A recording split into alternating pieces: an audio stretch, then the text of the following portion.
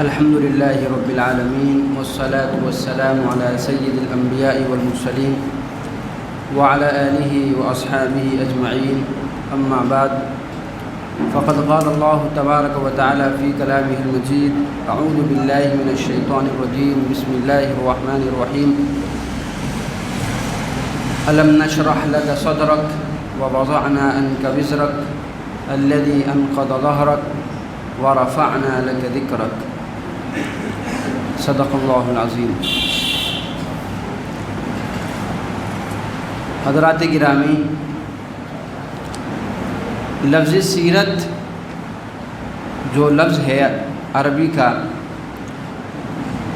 یہ اس کے لغوی معنی ہوتے ہیں، یہ فعلتن کے وزن پر ہے، اور جتنے الفاظ بھی عربی میں فعلتن کے وزن پر آتے ہیں وہ طریقہ بتلانے کے لیے آتے ہیں۔ جیسے لفظ ذبحۃن، ذبحۃن کے معنی ہوتا ہے ذبح کرنے کا طریقہ، تو اسی طرح سیرت کا مطلب ہوتا ہے زندگی گزارنے کا طریقہ، لیکن اصطلاحی طور پر یہ صرف حضور اکرم صلی اللہ علیہ وسلم کی زندگی کے بارے میں استعمال ہوتا ہے۔ تو جب بھی کوئی سیرت کا لفظ بولا جاتا ہے تو اس سے مراد ہوتا ہے کہ آپ صلی اللہ علیہ وسلم کی زندگی، آپ کی زندگی کے حالات اور آپ کا اسوہ نمونہ۔ ایمان کے سلسلے میں جو تین اہم عقائد ہیں، توحید، آخرت اور رسالت، اس میں پہلا جو عقیدہ ہے توحید کا، وہ تو اللہ تعالیٰ نے ہر انسان کی فطرت میں رکھ دیا ہے، ہر انسان اس کو اولاً مانتا ہے، اور جو نہیں مانتا ہے اگر آپ اس کے ساتھ بات کریں گے تو تھوڑے سی بات کے بعد آپ اسے سمجھا سکتے ہیں کہ اس دنیا کا خالق، مالک، مدبر ایک ہی ہے۔ اسی طرح آپ کسی کو آسانی سے آخرت بھی سمجھا سکتے ہیں۔ تھوڑی سی مشکل ہے توحید سمجھانے کے مقابلے میں، لیکن اتنی مشکل نہیں ہے کہ آپ نہ سمجھا پائیں، آسان ہے۔ لیکن جو تیسرا عقیدہ ہے ایمان بالرسل، یہ انسان کے لیے سمجھانے کے اعتبار سے اور غیر مسلم کو سمجھنے کے لیے سب سے مشکل ہوتا ہے، ایمان بالرسل، کیونکہ ہر سامنے والا آپ سے یہ کہہ سکتا ہے، جیسے کفار مکہ نے حضور اکرم صلی اللہ علیہ وسلم سے کہا تھا کہ یہ تو انسان ہے، بھئی ہمارے جیسے آپ انسان ہو تو اپنے جیسے انسان کی ہم بات کیوں مانیں۔ اسی طریقے سے آپ سے کوئی بھی آدمی سوال کر سکتا ہے کہ بھئی ایمان، چلو توحید سمجھ میں آتی ہے، آخرت بھی سمجھ میں آتی ہے، لیکن ہم یہ رسول محمد کو کیوں مانیں، ہم محمد صلی اللہ علیہ وسلم کو کیوں مانیں، کیا وجہ ہے ہم رسول کو کیوں مانیں۔ اسی لیے آپ دیکھیں گے قرآن کے مطالعے سے معلوم ہوتا ہے کہ ہر نبی سے سوال کیا گیا تو انسان ہے، اس کی کیوں مانیں ہم، اس کی کیا فوقیت ہے ایسی کہ اس کی ہم اتباع کریں اور اس کی اطاعت کریں۔ کل جمعے کی تقریر میں نے ایک دلیل دی تھی اس بات کی کہ نبی کی اہمیت کیوں ہے۔ اگر ہمیں کسی کو سمجھانا پڑے کہ نبی جو ہے، نبی انسانیت کے لیے ضروری کیوں ہے اور نبی کی اتباع اور اطاعت کیوں ہونی چاہیے، وہ میں بات کو آگے بڑھانے کے لیے اس بات کو مختصراً دوبارہ عرض کرتا ہوں۔ میں نے آپ سے عرض کیا تھا، اور کمال کی بات یہ ہے کہ یہ مثال ایک غیر مسلم نے دی ہے۔ یہ مثال جہاں سے میں نے پڑھی ہے، یہ مثال یہ ایک غیر مسلم نے مثال دی ہے سمجھانے کے لیے کہ آپ کسی کو نبی کیسے سمجھا سکتے ہیں۔ دنیا میں آپ کسی سے سوال کریں کہ کتنے طرح کے لوگ ہوتے ہیں، تو دو ہی طرح کے لوگ ہوتے ہیں دنیا میں، اچھے اور برے۔ تو کوئی اچھا ہوتا ہے، کوئی برا ہوتا ہے، اچھا ہے تو بہت اچھا ہو سکتا ہے، برا ہے تو بہت برا ہو سکتا ہے۔ تو اس اچھے اور برے کے بعد اس نبی کی کیا ضرورت پڑتی ہے؟ ایک تیسری جو کیٹیگری اللہ نے بنائی ہے نبی کی، رسول کی، اس کی کیا ضرورت ہے؟ اس کی ضرورت یہ ہے کہ انسان اچھا اور برا، اس کو ایک نمونہ چاہیے، اس کو ایک ماڈل چاہیے، اس کو ایک آئیڈیل چاہیے۔ اس آئیڈیل، اس نمونے کا کام رسول کرتا ہے، جو گناہوں سے بچایا جاتا ہے، جو معصوم عن الخطا ہوتا ہے، اور وہ اس کی پوری زندگی جو ہے وہ اللہ تعالیٰ کی نگرانی میں ہوتی ہے۔ اس لیے جو ہے نبی کی ضرورت ہوتی ہے، اسی لیے اللہ تعالیٰ نے ایک نبی کی کیٹیگری باقاعدہ اللہ تعالیٰ نے بنائی۔ نبی جب اللہ تعالیٰ نے نبی کی کیٹیگری بنائی تو اس کے بعد ضرورت ہوتی ہے ہر ماننے والے کو کہ بھائی نبی کی زندگی کا مطالعہ کیوں کیا جائے یا سیرت کا مطالعہ کیوں کیا جائے۔ اس سلسلے میں بہت سارے فوائد گنوائے جا سکتے ہیں، لیکن میں وقت کو نگاہ میں رکھتے ہوئے آپ کے سامنے چند معروضات رکھوں گا جو ضروری ہیں اور آسان ہیں، آپ دوسرے کو بھی سمجھا سکتے ہیں آسانی کے ساتھ، اور آپ خود بھی جو ہے اس کو سمجھ سکتے ہیں آسانی سے۔ آپ ٹیلر کی دکان پر جائیے، جو مشہور ٹیلر ہوتے ہیں اس کے یہاں پر آپ جائیں گے تو آپ دیکھیں گے کچھ کپڑے باہر ٹنگے رہتے ہیں، باہر کچھ کپڑے ٹنگے رہتے ہیں اور کچھ اندر ہوتے ہیں۔ تو باہر والے جو کپڑے ہوتے ہیں وہ بطور نمونہ ہوتے ہیں، وہ ماڈل ہوتے ہیں۔ اسی طریقے سے اللہ تعالیٰ نے بھی اچھا بننے کے لیے ایک ماڈل طے کیا کہ یہ ہے محمد کی ذات۔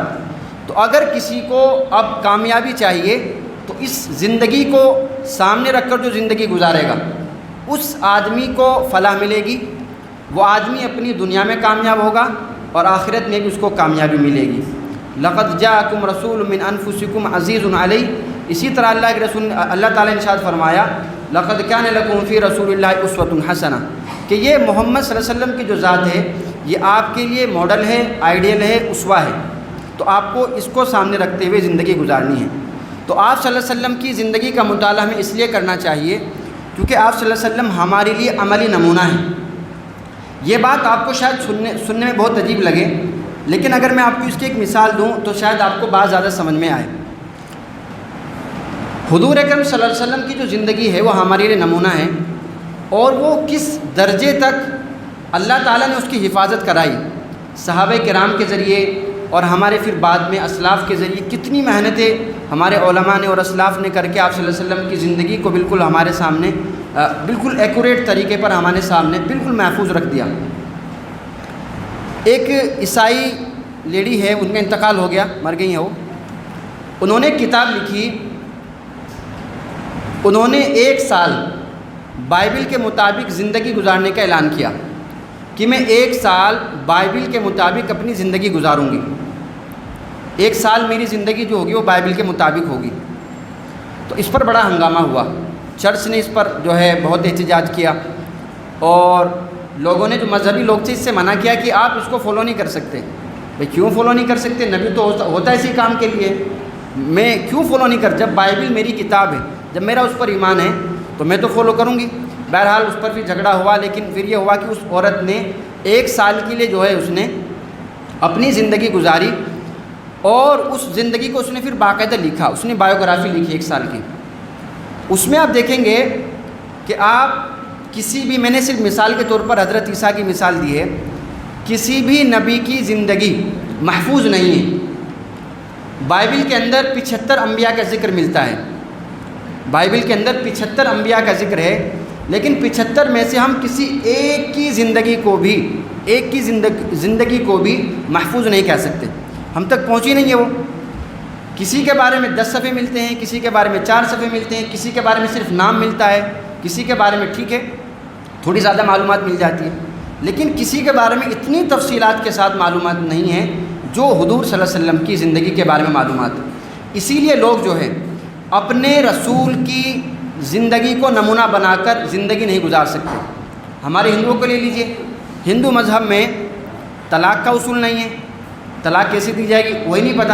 اگر رشتہ آپ کو ختم کرنا ہے تو اس کا کوئی لو نہیں ہے، ڈیورس نہیں ہے ہندو قانون میں، وہ تو پھر آپ کو کورٹ میں جانا پڑے گا، وہ کورٹ فیصلہ کرے گی، لیکن مذہبی طور پر کوئی فیصلہ نہیں ہے۔ تو کتنے مسائل ہیں، آپ عورتوں کے ساتھ کیسے رہیں، آپ بچوں کے ساتھ کیسے رہیں، آپ باہر کیسے رہیں، آپ گھر میں کیسے رہیں، وغیرہ وغیرہ، ہمیں کچھ بھی نہیں ملتا، کسی بھی کسی کے جو ہے کسی بھی نبی کی زندگی اتنی محفوظ نہیں ہے۔ لیکن آپ صلی اللہ علیہ وسلم کی زندگی آپ دیکھیے، ہم سب جانتے ہیں کہ آپ صلی اللہ علیہ وسلم غریب تھے، آپ صلی اللہ علیہ وسلم غریب نہیں تھے، یہ غلط فہمی ہے۔ آپ صلی اللہ علیہ وسلم نے غریب ہونا آپ نے پسند کیا تھا۔ اگر آپ صلی اللہ علیہ وسلم کے پاس جو پیسہ تھا، جو آپ کے پاس پراپرٹی تھی، اگر آپ اس کا اندازہ لگائیں تو آپ صلی اللہ علیہ وسلم ایک متوسط درجے کے آدمی تھے، آپ کی بہت اچھی انکم تھی، آپ کی ایک بہت اچھی انکم تھی، لیکن آپ صلی اللہ علیہ وسلم نے خود غربت کو فوقیت دی، آپ نے غربت کو فوقیت دی۔ کہ میں غریب رہ کر زندگی گزاروں گا، اس کی وجہ یہ تھی کہ اگر آپ صلی اللہ علیہ وسلم مالدار رہ کے زندگی گزارتے، مالدار رہ کے اگر آپ زندگی گزارتے تو آپ نمونہ نہ بن پاتے، کامل نمونہ نہ بن پاتے آپ صلی اللہ علیہ وسلم، کیونکہ مالداری جو ہوتی ہے، مالدار آدمی جو ہوتا ہے اس میں تصنع ہوتا ہے، بناوٹ ہوتی ہے، تکلفات ہوتے ہیں، لیکن غربت میں کیا ہوتا ہے؟ کوئی تکلف نہیں، کوئی تصنع نہیں۔ اس لیے آپ صلی اللہ علیہ وسلم کو چونکہ ساری انسانیت کے لیے نمونہ بننا تھا۔ ایک مالدار آدمی کو غربت میں اسوہ مل سکتا ہے، لیکن ایک مالدار آدمی کو غربت میں ایک مالدار آدمی، ایک غریب آدمی کو مالداری میں اسوہ نہیں مل سکتا۔ اگر کوئی مالدار آدمی ہے، وہ غریب آدمی آپ کو اس کو نمونہ نہیں بنا سکتا۔ اس لیے آپ صلی اللہ علیہ وسلم نے، تاکہ مکمل نمونہ رہے آپ کی زندگی، آپ نے غربت کو فوقیت دی۔ آپ صلی اللہ علیہ وسلم کا معجزہ ہی انقلاب لانا ہے۔ مولانا منظور نعمانی رحمۃ اللہ علیہ کا ایک واقعہ ہے، ان کے ایک صاحب سے گفتگو ہوئی، گفتگو کا عنوان تھا کہ کیا معجزہ ہوتا ہے؟ عنوان تھا کہ کیا معجزہ ہوتا ہے؟ تو مولانا نے کہا کہ معجزہ ہوتا ہے۔ انہوں نے کہا کہ معجزہ ہوتا ہی نہیں، معجزہ کوئی چیز نہیں ہے، وہ معجزے کے منکر تھے۔ تو انہوں نے ان کے سامنے بات رکھی کہ آپ مجھے ایک بات بتائیے کہ اگر آپ کو 25 سال کے لیے یا 20 سال کے لیے، آپ کو 20 سے 25 سال آپ کو دیے جائیں اور آپ سے کہا جائے کہ آپ جو ہے، آپ ہندوستان کے پرائم منسٹر ہیں یا آپ کو کسی تنظیم کے ذمہ دار بنا دیا جائے اور آپ سے کہا جائے کہ آپ کو نا اپنے متعلقہ تمام لوگوں کی، چاہے ملک کے ذمہ دار ہوں آپ، چاہے کسی تنظیم کے ذمہ دار ہوں، آپ کو ایک ایک فرد کی اصلاح کرنی، ایک ایک فرد کی اصلاح، اور ایسی اصلاح کرنی ہے کہ پھر وہ لاکھوں لوگوں کی اصلاح کریں۔ کیا ایسا کر سکتے ہیں آپ؟ انہوں نے کہا کہ ایسا تو ممکن نہیں ہے بھئی، میں کیسے 20 سالوں کے اندر میں کیسے کسی کو جو ہے کسی کی اصلاح کر سکتا ہوں؟ لوگوں کی مزاج الگ الگ ہوتے ہیں، لوگوں کی سوچ الگ الگ ہوتی ہے، فکریں الگ الگ ہوتی ہیں، حالتیں الگ الگ ہوتی ہیں، کس طرح میں اصلاح کر سکتا ہوں؟ تو انہوں نے کہا کہ اگر زندگی میں کسی نے ایسا کیا ہو، اگر اپنی زندگی میں کسی نے ایسا کر کے دکھایا ہو، اس نے لاکھوں لوگوں کی زندگی بدلی ہو، پرانی زندگی ختم اور نئی زندگی، اس کو ایک نئی زندگی کا ایک اس کو طریقہ سکھا دیا ہو، تو آپ کیا کہیں گے؟ معجزہ کہیں گے؟ نہیں کہیں گے؟ اس نے کہا ہے تو معجزہ تو کم نہیں ہے۔ تو پھر انہوں نے کہا کہ ایسا آپ صلی اللہ علیہ وسلم 23 سالوں کے اندر کر چکے ہیں۔ آپ صلی اللہ علیہ وسلم کی زندگی معجزہ ہے، پوری زندگی آپ صلی اللہ علیہ وسلم کی معجزہ ہے۔ یعنی ایک ایک واقعات ہیں، اس طرح کے واقعات ہیں کہ اگر ہم لوگوں کو سنیں اور لوگوں کو پڑھیں۔ ایک اسرائیل کے ایک ایگنوسٹک عورت ہے، وہ ایگنوسٹک اسے کہتے ہیں جو یہ کہتا ہے کہ میں خدا ہے کہ نہیں مجھے نہیں پتہ، میرے پاس خدا ہونے کی بھی دلائل ہیں، خدا نہیں ہونے کی بھی دلائل ہیں، مجھے شک ہے، مجھے کنفرم نہیں کہ اللہ ہے کہ نہیں ہے، اس کو ایگنوسٹک بولتے ہیں۔ تو اس ایگنوسٹک عورت نے سیرت پر ایک کتاب لکھی، اور اس نے کہا کہ آپ صلی اللہ علیہ وسلم سچے نبی ہیں۔ اس نے یہ کہا کہ آپ صلی اللہ علیہ وسلم سچے نبی ہیں، اور اس نے دلیل کے طور پر ایک ایسا واقعہ پیش کیا کہ ہمارا دماغ وہاں تک پہنچ ہی نہیں سکتا۔ آپ صلی اللہ علیہ وسلم کو سچا ثابت کرنے کے لیے اس عورت نے ایسا واقعہ پیش کیا کہ ہمارا تصور وہاں تک نہیں پہنچتا۔ اس نے کہا کہ نبی کریم صلی اللہ علیہ وسلم کے سچا ہونے کی دلیل یہ ہے کہ آپ کے پاس جب جبرائیل غار حرا میں آپ کے پاس جب غار حرا میں آپ صلی اللہ علیہ وسلم کے پاس جبرائیل آئے ہیں اور آپ نے کیا کہا؟ جبرائیل نے کہا اقرا، آپ نے کہا مانا بقاری، پھر سمجھایا، قریب کیا، تھوڑی سی جو ہے قربت حاصل کی، پھر کہا اقرا۔ 3 دفعہ واقعہ جانتے ہیں، 3 دفعہ واقعہ ہوا۔ تو انہوں نے واقعہ لکھا ہے کہ اگر محمد صلی اللہ علیہ وسلم جھوٹے نبی ہوتے تو آپ پہلی دفعہ میں ہی کہہ دیتے کہ ہاں میں پڑھتا ہوں۔ ارے تیسری دفعہ میں تو آپ نے پڑھا، تیسری دفعہ جب آپ نے کہا تو پھر بھی پڑھا آپ نے۔ اگر آپ جھوٹے نبی ہوتے، اگر آپ نے کوئی کہانی گھڑی ہوتی پہلے سے ہی، آپ کو جھوٹا نبی بننا تھا، تو وہ انہوں نے جو ہے وہ پہلی دفعہ میں ہی کہہ دیتے۔ تو 3 دفعہ سوال کرنا اور تیسری دفعہ میں 3 دفعہ انکار کرنا اور پھر 3 دفعہ کے بعد پڑھنا، جس بات کی دلیل ہے کہ آپ سچے نبی تھے۔ آپ نے کوئی جھوٹی بات نہیں گھڑی تھی کہ میرے اوپر کوئی جبرائیل آ گیا، میرے اوپر کوئی فرشتہ آ گیا۔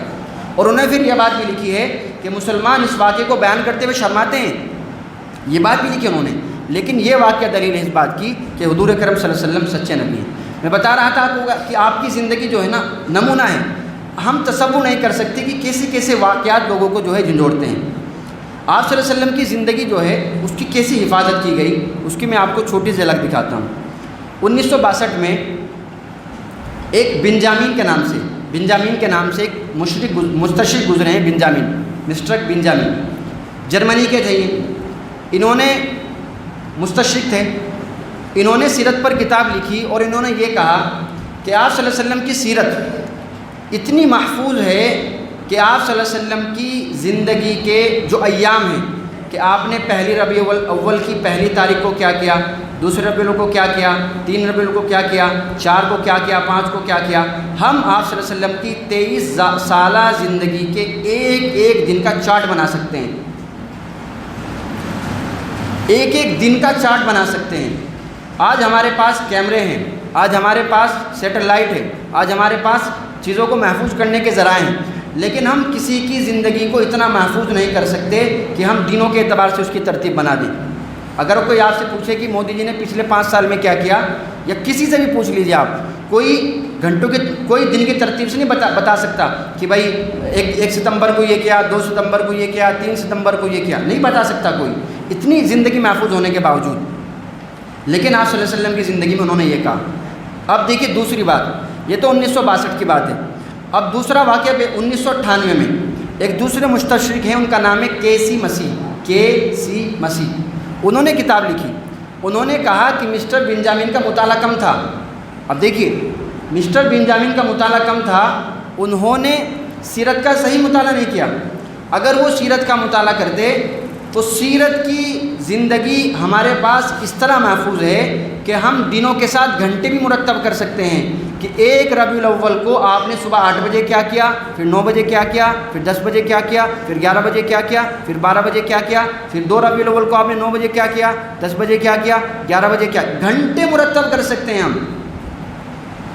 اس درجے آپ صلی اللہ علیہ وسلم کی زندگی محفوظ ہے، اس درجہ زندگی آپ کی محفوظ ہے۔ مدینہ منورہ میں ابھی ایک لائبریری بنی ہے، بڑی، بہت بڑی لائبریری، اور صرف اس میں سیرت کی عربی کتابیں ہیں، عربی کی صرف سیرت کی کتابیں ہیں۔ اس لائبریری میں 90 کتابیں صرف آپ صلی اللہ علیہ وسلم کی چپل کے متعلق ہیں، آپ کی چپل کیسی تھی،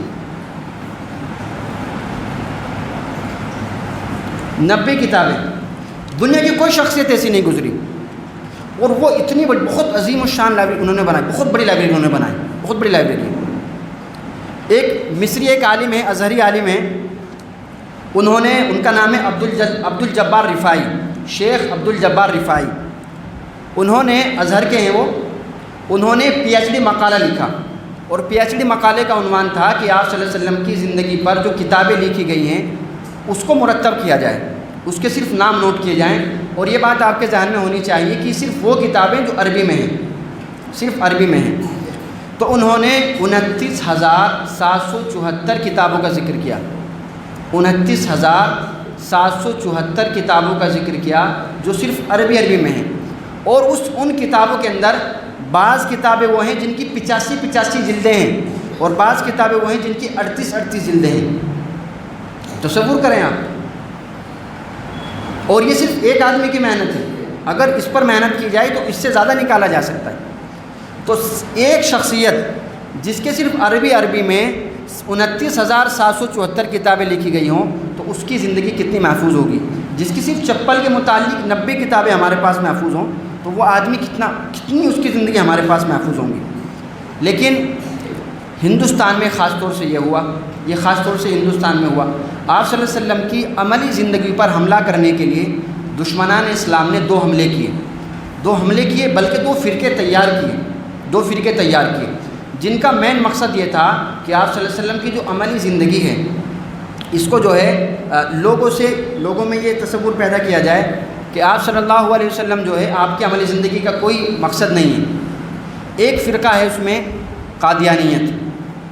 قادیانیت، وہ خاتم النبیین کا انکار کرتے ہیں کہ نبی آخری نبی نہیں ہے، ان کے بعد نبی آ سکتے ہیں، تو جب دوسرے نبی آ سکتے ہیں تو پھر ان کی زندگی کو محفوظ کرنے کی ضرورت نہیں ہے، ان کو پڑھنے کی ضرورت نہیں ہے۔ اب جیسے جیسے نیا نبی آئے گا وہ چیزوں کو بدلے گا اور اس میں تحریفات کرے گا اور اس کی زندگی کو فالو کیا جائے گا۔ تو پہلا تو یہ تھا، اس کی میں مثالیں آپ کو نہیں رکھوں گا کیونکہ مسلمان ان کو کافر مانتے ہیں اور یہ کافر ہیں، ہم بھی ان کو کافر مانتے ہیں، اور ان لوگوں سے ہمارا کوئی تعلق نہیں ہے، کیونکہ جب انہوں نے رسالت کا انکار کر دیا تو پھر ان کے ساتھ ہمارا تعلق ہی کیا۔ دوسرا ایک فرقہ ہے منکرین حدیث کا، منکرین حدیث جو ہیں انہوں نے کیا کیا، انہوں نے آپ صلی اللہ علیہ وسلم کی عملی زندگی کی اہمیت کو کم کرنے کے لیے انہوں نے کیا کہا کہ ہمیں ہر دلیل قرآن سے چاہیے، ہمیں ہر چیز کی دلیل قرآن سے چاہیے، ہم صرف وہ بات مانیں گے جو قرآن میں ہے۔ اس طرح کے بعض واقعات ہمیں قدیم کتابوں میں ملتے ہیں، جیسے قرطبی کے اندر ایک واقعہ عبداللہ بن مسعود رضی اللہ عنہ کا ملتا ہے کہ عبداللہ بن مسعود رضی اللہ عنہ مکے میں تشریف فرما تھے، مطاف میں تھے، تو ایک آدمی آیا اور وہ جو ہے احرام کی حالت میں تھا، لیکن احرام کی حالت میں اس نے بعض کپڑے سلے ہوئے پہن رکھے تھے اور بعض کپڑے اس نے جو ہے بغیر سلے پہن رکھے تھے۔ آپ جانتے ہیں کہ حالت عمرہ ہو یا حج کی حالت میں ہو، احرام میں آدمی سلا کپڑا نہیں پہن سکتا، مرد کے لیے جائز نہیں ہے۔ تو حضرت عبداللہ بن مسعود رضی اللہ عنہ نے اس شخص سے کہا کہ آپ جو ہے غلط کر رہے ہیں، تو انہوں نے کہا کہ آپ اس کو قرآن سے غلط ثابت کریں، آپ اس کا ذکر مجھے قرآن میں دکھائیں کہ قرآن نے کہا ہو کہ مرد جو ہے وہ کیا پہنے گا، وہ بغیر سلے کپڑے پہنے گا۔ اب اگر کوئی ہمارے جیسا آدمی ہوتا تو کہہ جاتا کہ ہاں بھائی قرآن میں تو نہیں ہے یہ بات، اور یقیناً قرآن میں نہیں ہے، لیکن وہ عبداللہ بن مسعود رضی اللہ عنہ تھے، وہ آپ صلی اللہ علیہ وسلم کی تربیت یافتہ تھے، انہوں نے کہا ہاں اس کا ذکر قرآن میں ہے، اس کا ذکر قرآن میں ہے۔ نے پوچھا جی کیسے؟ آپ نے ارشاد فرمایا وَمَا آتَاكُمُ الرَّسُولُ فَخُذُوهُ وَمَا نَهَاكُمْ عَنْهُ فَانْتَهُوا، جو رسول تمہیں حکم دے اس کو لو، اور رسول جس سے منع کریں اس سے رک جاؤ۔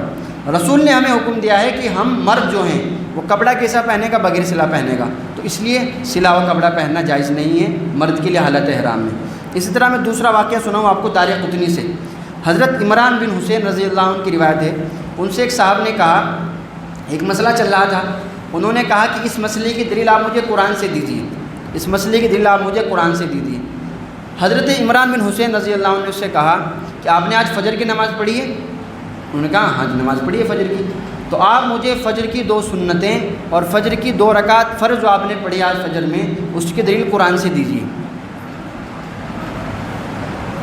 تو اس کی دلیل تو قرآن میں نہیں ہے، 2 رکعت فجر کی نماز پڑھنا سنت، اور ہم خود اس کو سنت کہہ رہے ہیں، اور 2 رکعت نماز فرض پڑھنا۔ تو یہ بڑا فتنہ ہے، منکرین حدیث کے نام سے جو فتنہ آیا، اس نے کیا کیا، ہمارے یہاں آپ صلی اللہ علیہ وسلم کی عملی زندگی کے اسوے کو کمتر کرنے کے لیے یہ فتنہ باقاعدہ کھڑا کیا گیا۔ یہ قادیانیت کا فتنہ ہے، اور دوسرا فرقہ ہے منکرین حدیث کا۔ آپ صلی اللہ علیہ وسلم کی اہمیت پر کتنی کتابیں لکھی گئی ہیں، کتنی کتابیں، اگر آدمی اس پر ہی بولنا شروع کرے تو یہی اس کے لیے کافی وقت چاہیے۔ لیکن ایک غیر مسلم ہے، اس کا نام ہے مائیکل ہارٹ، اس نے کتاب لکھی ہے 100 عظیم شخصیات، کہ دنیا کی 100 عظیم شخصیات کون ہیں۔ وہ مذہباً عیسائی ہے، خود عیسائی ہے وہ، لیکن اس نے جس شخصیت کا ذکر پہلے نمبر پر کیا ہے، پہلے نمبر پر اس نے جس شخصیت کا ذکر کیا ہے، اس میں حضرت محمد صلی اللہ علیہ وسلم کا ذکر کیا، سب سے پہلا ذکر۔ اور اس نے یہ بھی کہا کہ بعض لوگ اس پر اعتراض کریں گے، اور لوگوں نے اعتراض کیا بھی کہ بھائی آپ عیسائی ہو تو آپ کو پہلا نمبر عیسیٰ علیہ السلام کا رکھنا چاہیے تھا، اور اس کتاب میں حضرت عیسیٰ کا بھی ذکر ہے، حضرت عیسیٰ کا بھی اس نے ذکر کیا، لیکن پہلے نمبر پر اس نے حضرت محمد صلی اللہ علیہ وسلم کا ذکر کیا، اور وجہ یہ بیان کی کہ آپ صلی اللہ علیہ وسلم جو ہیں وہ ایسی شخصیت ہیں جو دنیا میں بھی کامیاب ہیں اور آخرت میں بھی کامیاب ہیں۔ انہوں نے جو دنیا میں انقلاب پیدا کیا تھا، وہ انقلاب دنیا میں باقی ہے، وہ ختم نہیں ہوا۔ آپ صلی اللہ علیہ وسلم نے جو امت تیار کی تھی وہ امت آج تک باقی ہے۔ کتنے انقلابات دنیا میں آتے ہیں اور چلے جاتے ہیں، انقلاب فرانس ہے، انقلاب امریکہ ہے، انقلاب برطانیہ، کتنے انقلابات ہمارے سامنے آئے، انقلاب روس ہے، سوویت یونین کا انقلاب آیا، ختم ہو گیا، کوئی 70 سال، کوئی 60 سال، کوئی 15 سال، کوئی 20 سال، کتنے انقلابات دنیا میں آتے ہیں، ختم ہو جاتے ہیں۔ لیکن آپ صلی اللہ علیہ وسلم کا جو انقلاب تھا وہ ایسا انقلاب تھا جو کیا تھا، آج تک باقی ہے اور انشاءاللہ رہتی دنیا تک باقی رہے گا۔ تو یہ ایک پہلو میں نے آپ کے سامنے رکھا کہ آپ صلی اللہ علیہ وسلم کی زندگی کا اگر ہم مطالعہ کریں گے تو آپ کی زندگی کو ہم عملی طور پر سمجھ سکتے ہیں اور عملی طور پر اس کا نمونہ لوگوں کے سامنے رکھ سکتے ہیں۔ بس میں باقی جو چیزیں ہیں وہ میں صرف گنا دیتا ہوں ان کو، باقی انشاءاللہ کبھی پھر بات کریں گے۔ فائدہ نمبر 2 جو ہمیں حاصل ہوتا ہے سیرت کی روشنی میں، وہ ہے آپ صلی اللہ علیہ وسلم سے محبت بڑھتی ہے۔ جو آدمی سیرت کا مطالعہ کرتا ہے تو اس آدمی کو سیرت سے محبت بڑھتی ہے، کیونکہ محبت بڑھنے کے جو ذرائع ہیں وہ 3 ہوتے ہیں۔ یا تو آپ کسی کے جمال کی وجہ سے محبت کریں گے، وہ خوبصورت ہے، اس وجہ سے کسی سے آپ محبت کریں گے، یا کسی کے کمال کی وجہ سے، کیا شخصیت ہے، یہ کیا کمال ہے، کیا صلاحیت ہے، اور کیا اس کے اندر ٹیلنٹ ہے، یا کسی کے کمال کی وجہ سے کسی کو آپ پسند کریں گے۔ اور تیسرا چیز ہے کہ کسی کا آپ کے اوپر احسان ہے، اس نے آپ کے اوپر فضل کا رکھا ہے۔ تو ان تین وجوہات کی وجہ سے انسان پر کیا کیا جاتا ہے، محبت کی جاتی ہے۔ آپ صلی اللہ علیہ وسلم اکمل درجے کے جمیل، اکمل درجے کے آپ کے کمالات، اور اکمل درجے کے آپ کے اوپر ہمارے اوپر آپ صلی اللہ علیہ وسلم کے احسانات ہیں۔ اس سلسلے میں آپ کو ایک نصیحت بھی کروں گا جو حضرت مولانا کریم صدیقی صاحب نے مجھے خود نصیحت کی، وہی نصیحت میں آپ کو کروں گا۔ انہوں نے مجھ سے بات ارشاد فرمائی تھی کہ سیرت جو ہے، سیرت کو ہمیشہ اپنی زندگی میں رکھو، اس کو اپنی زندگی میں مسلسل اس کا مطالعہ کرتے رہیے، اور اہتمام کیجیے کہ آپ رات میں سوتے وقت سیرت کا مطالعہ کریں۔ آپ کے پاس سیرت کی کتاب ہونی چاہیے کوئی نہ کوئی، اور بہتر ہے کہ آپ اس کا مطالعہ رات میں سوتے وقت کریں، سونے سے پہلے کریں، انشاءاللہ اس کا فائدہ آپ کو ہوگا۔ آپ بھی اس کو اپنی زندگی کا حصہ بنائیں۔